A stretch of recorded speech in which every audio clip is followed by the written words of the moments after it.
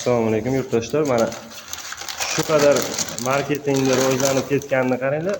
Bu hozir biz kecha kafilnikli zakaz qilgan joyimizdan hozir ikkita uchtasini ochib o'zi ishlatib yordik.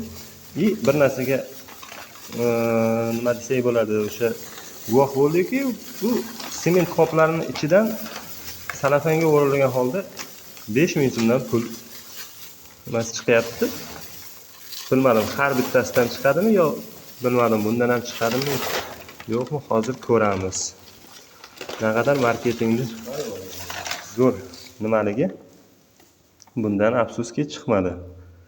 Ammo qolgan qoplardan hammasidan sarafanga o'ralgan holda 5000 so'm pul chiqib kelyapti. Именно mana shu marka